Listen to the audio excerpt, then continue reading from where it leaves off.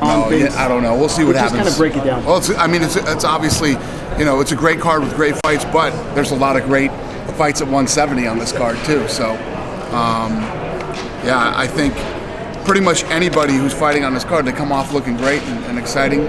Anybody can get a shot. Yeah, because Carlos and Tyron have kind of made it seem like they feel like they're guaranteed a #1 contender fight. Do you think that's a little premature to say that? There's no guarantees anywhere ever in life. So they're going to have to come out and perform and we'll see what happens. Is this fun? Because for so long, George St. Pierre ruled this division, and now it seems like it's wide open. Yeah, it is wide open. Anything.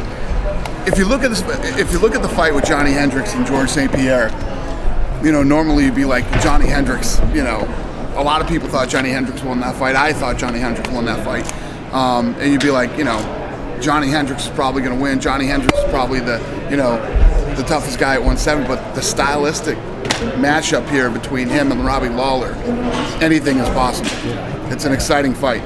Are you getting any feeling from George? Like Ron said, it's fun that he's not here. It kind of breathes fresh life. But are you getting any feeling from him that maybe he'll come back now that it seems like the tide is changing a little bit towards the things that he was? This week, I don't know. Did we release that? Yeah, he then it's official. But we haven't seen anything from the tryout. So what do you expect from the Ultimate Fighter in Mexico? What do I expect from it? Well, we found some good talent already, and the tryout should bring a lot more that we don't know about, just like the United States does, and other parts of the world when we do the tryouts. And Velasquez and Verdum still like the best option for coaches, or who? Velasquez and Verdum, or you have any? Yeah, yeah. Why, what do we and other people? I want to see what happens with this fight, and we'll go from there. How about the matchup? Stylistically, I love it. Kind of cool. Love the matchup. It's funny. Every time Jake Shields goes in against somebody who's a good striker and has knockout power, they're all like, it's being a wrestling match, not even close, even though they're both wrestlers. Diego Sanchez on this card, he told us yesterday he's going to be more technical. He's not going to be a brawler anymore. That he understands he can't continue to fight like that. Do you believe that for 1 second, that he can change into a technical fighter? I do. I've seen guys do it before. Manny Pacquiao turned into a technical fighter. Many other guys did, but Diego Sanchez is a warhorse, man. Once if they get into an exchange, that's what he does. He's going to start. And listen, you can sit there and say, you want to be more technical. You don't want to. You can't have too many of those fights. Mm-hmm. Are you aware of this? Yeah, I knew that. Is there any possibility that legal battle could prevent her from going to the cage, or it doesn't affect it that way? Doesn't affect it that way at all. No, that's between them. It has nothing to do with us. I heard that Holly Holm might actually be in town this week for this event. Do you have any intention on meeting she live her, here? talking to her? I didn't know she lives in Albuquerque. She lives in Albuquerque. Oh, Albuquerque. Okay. Maybe she's going to be here then. Yeah, I'm meeting with her this week. Any advance notice on what you think might Don't occur know. out of that? Never met him. Nothing. I'm going to meet him this weekend. Train with Kane. He's going to be ready to train in the summer. Is November a good date for him? I know he's still going through therapy, and I think he will be ready by summer to start training. So, as far as I know. Last time you told me that you're not going to Mexico without Kane. So as soon as he's ready, we're going to Mexico. Is this year or? Yeah, we'll go this year. This year, unless something bad happens. They're planning it's November to make the event. It could be November. You think Mexico City would be the first stop? Yeah. Any closer location? I want to do it in Cabo, but Mexico City probably makes more sense. Any closer on a location for Chael and Vanderlei? We keep hearing maybe Sao Paulo. Is that done or any closer? With who? Chael and No, Vanderlei. it's not done yet. It's not done yet. I got to get that done this week too, or next week. Probably get that done next week. Dana, Carlos had mentioned he'd like to see title elimination fights be 5 rounds. That way, you could prove you can actually handle 5 rounds before getting a shot at the actual title. Johnny, Tyron, they're against it. They feel like it should be saved purely for their championship rounds should just be 4 champions. What are your thoughts? Yeah, I'd have to agree with Johnny. I think you go championship rounds or 5 rounds, or if you're main eventing, obviously on some of these cards. But I don't know. I mean, that's all. That was Johnny's next criticism. He said that for fight nights, main events, right, they get 5 rounds, and they shouldn't deserve it. His first 5-round fight was against GSP. Interesting theory. I don't know. Let me change that today. Let me get on the phone. 5 guys out of 500 that are under contract. Would you still like to see increased testing frequency? Because that seems to be it. Like, it's great that we're getting rid of it, but it doesn't do anything if you don't test. Always going to be something, man. Last week I was somewhere and the guy started terrorizing me about marijuana. I'm like, is that what we're going to fucking talk about now? Now it's marijuana, now the TRT is gone. Just, you guys need something to talk about. TRT was fun, wasn't it? Oh, that was fun. You could write 6-7 page stories about it and Vitor, and now it's gone. What's next, guys? What is next? Marijuana. Marijuana? All right. Or the extra testing for TRT, or the... Will there be any updates on the main event for the July 4th show? Will be 2 fights, but Brazil will be packed and sold out. The ones in the UK will be, in Ireland and all these other places. When people talk about too many fights, yeah, maybe there's too many fights for the Americans, and the Americans can't, not in Europe, not in Australia, not in a lot of these other countries that are starving for it. And now we're going to localize it and bring it in. If you want to stay a fringe sport, go on at 3 o'clock in the morning or 4 o'clock in the morning on TV. Yeah. That's how you stay a fringe sport. You go on prime time in their local area on the big networks, and that's how you build a business. And so that's what we're doing over there now. People might have to understand, if you want to watch every single UFC fight, it might be too much for you, right. But you've got to be able to go. Exactly. That's it. This is too much UFC. For you it is. Tone it down a bit. Watch 4 of them. Watch 500 of them. I don't give a shit what you do. People start going crazy like there's too much for you. There's not too much for the rest of the world.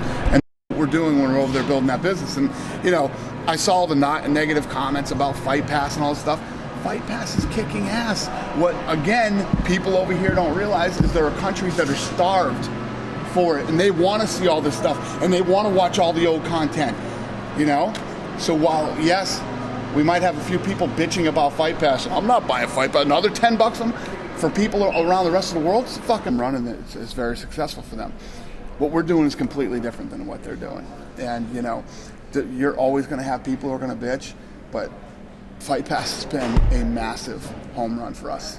Huge home run. The impact for the UFC Fight Pass, like the UFC network in Latin America? Huh? The impact for the UFC Fight Pass, like the UFC network? Yeah. Has it impacted UFC network? In Latin America? No. Places where it's on TV, it's, when you have it on free TV, you can't watch it in those countries. But I think I said it at the press conference, this last one went out to 176 countries or something like that. So it's been great. Roughly, what is one of those costs to put on? Do you mind saying it? Just an estimate? Cost. Roughly what the production cost of putting on a Fight Pass? It's the same as putting on any other fight. Which is what? I guess I don't know. Yeah, I think it's about $1.2 million. Yeah. That's just depends on where you're going too. Fighter. Depends on what country you're in, and when we do these fights, obviously the cheapest and the easiest place to do a fight is in Vegas. We're all in Vegas, that's where we are. But as we start going out into all these other parts of the world, you've got, just the travel, the hotel, then you got the production, putting on the actual production. That's to bring as many shows down to Mexico as we're doing in Brazil. That's the plan. So we're gonna. How fast could that happen? We got to get the first one under our belt, right? See how it goes, and then go from there. Do you have any idea what you're gonna do next with Daniel Cormier? He said he's willing to fight I don't know. again. Yeah, I don't know yet. Obviously, the Glover Teixeira fight has to happen. Gustafsson looked amazing. He's next in line. So we'll see. Is that something where you'd be willing to hold him out, or would you just let him fight? Would I be willing to what? Hold him out for that long, maybe 8 months, or would you just let him fight if he wants to fight? Hold who out? Daniel. No, he'd have to fight again. I'm sure he'd want to fight again too. Yeah.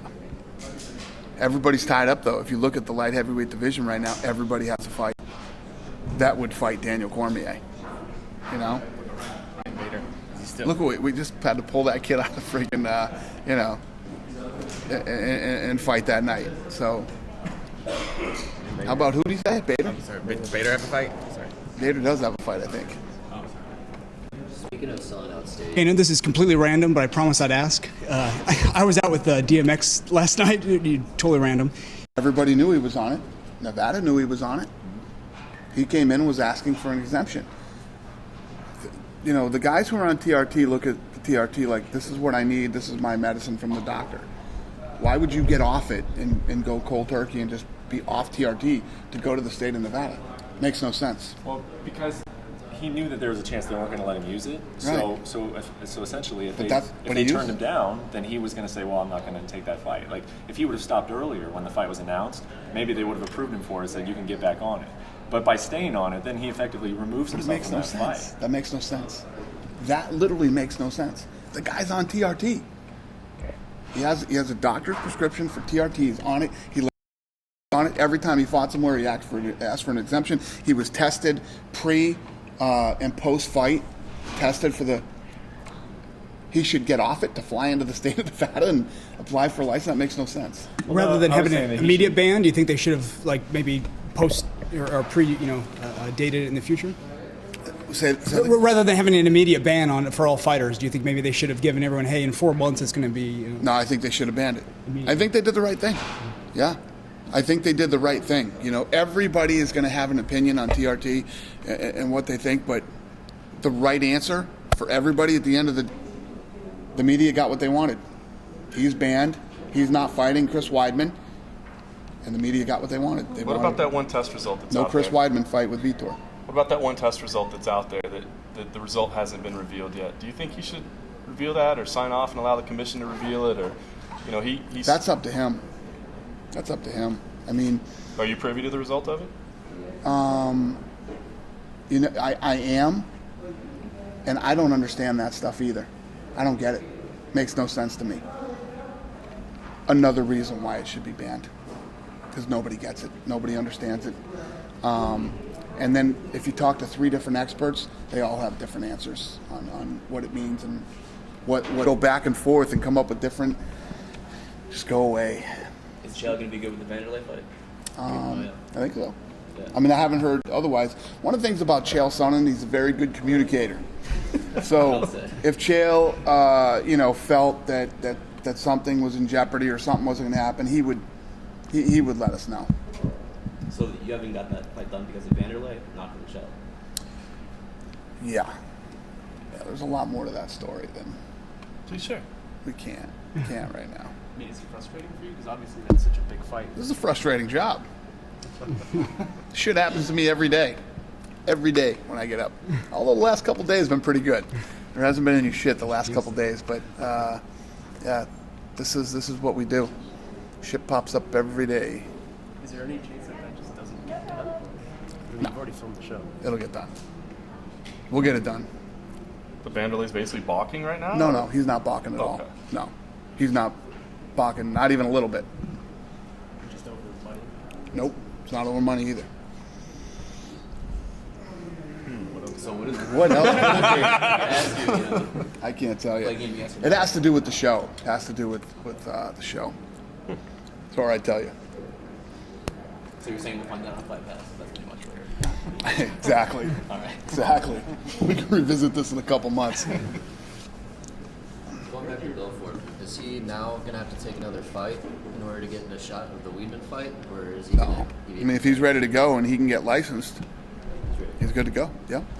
Earlier this week, Kung Lee was kind of talking about some behind-the-scenes problem that they were happening in TUF China. Some crew and experience, they didn't really know what they were doing with censorship and stuff. Was that as much of a nightmare as it kind of made it seem? Yeah. I don't want to talk about that, though. Yeah, it was. We go into a new market, and yeah, it was tough. It was tough. We got it done, though. Yeah, exactly. We're committed. We're in China. Yeah, we're going to China. We're committed to China. We were whittling down. I thought it was going to be like 3 of you left. Have a good day, you guys. Thank you.